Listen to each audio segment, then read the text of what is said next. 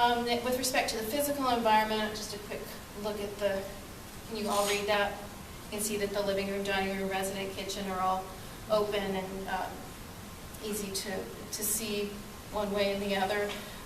In the kitchen, there's sights and smells of mealtime taking place in the cottage at all times because the caregivers are always, preparing the next meal. Food available throughout the day. People can come in, sit down, and have a cup of coffee or a sandwich. Multiple menu choices, and staff work in the charting and med cabinets, which are right there in the kitchen. So everybody's sort of working together at one time. So really, the kitchen is the hub of the cottage. And then within the living room, dining room area, there's visual connection throughout the cottage. It's an easy flow, easy transitions. And so staff and residents really use these spaces throughout the day. The community spaces, on the other hand, are not so much used. Although there is a main street, building foyer, small seating area, and the community center where all the activities happen that are pre-planned, these areas are really minimally used except for the scheduled events because people have their home, their household, their room, their kitchen that they can spend time in.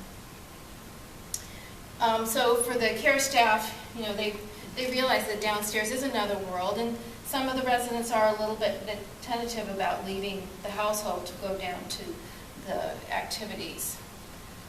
But usually they wait for the recreation girl to come up to take the residents down. And then the recreation activity person has a hard time. She's used to working in an older facility where everybody's in the community area, and it's okay, it's bingo time, and everybody's already there. And in this community, everybody's in their cottage or in their room. She has to go knocking on door to door, and she said it's hard. It's hard getting people to come down to participate. But I feel like this is what I'm supposed to be doing. So there's a little butting heads there as well. And really, it comes down to what this other CCA said, that what did we do at home? We didn't go down and play bingo all the time.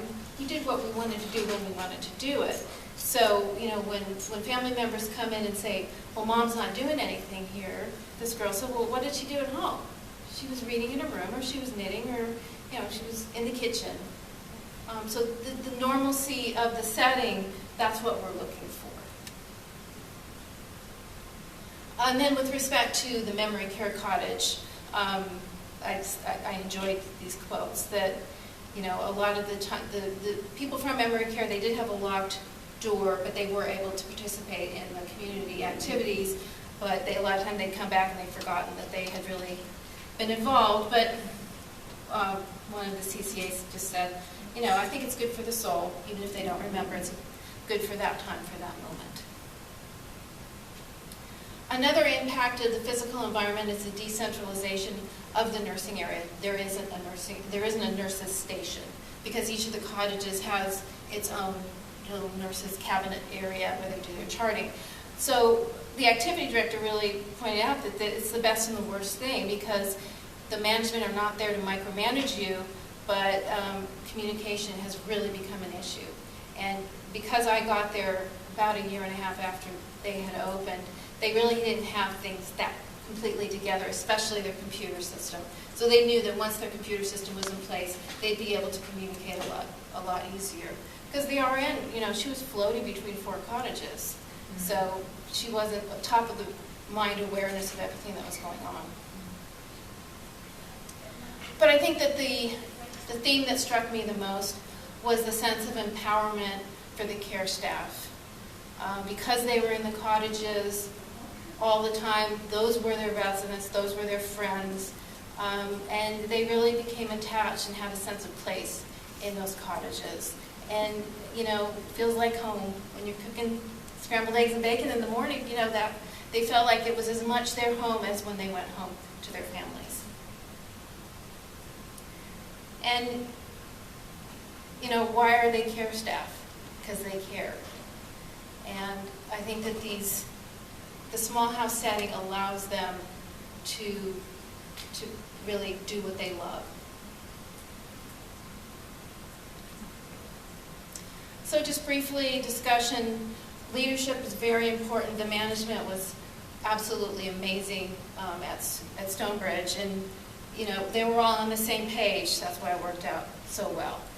They trained their staff, they taught them about culture change, person-centered care, and realized how important it is, and actually are talking about putting on a program for other care facilities that want to transition.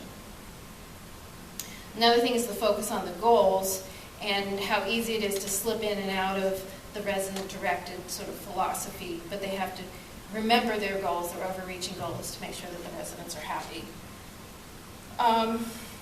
But that it can slip away if people there isn't consistency in the management and the sort of everybody being on the same page. It can slip very easily back into sort of the traditional hierarchy and lack of choice for residents. So, in conclusion, there are problems transitioning some of the care staff from the institutional model, specifically the women, these predominantly women that were working in unionized settings. Education was the key to success in the transition. The decentralization of the cottages has caused a breakdown in staff management communication, but that probably will be fixed when they get their computer system up. And there's a very delicate balance of risk over autonomy for residents, and I think that's going to be a really important area to have further study on, because that is the key. How much is enough and how much is too much? And then the empowered staff, those girls love where they work. They look forward to coming to work.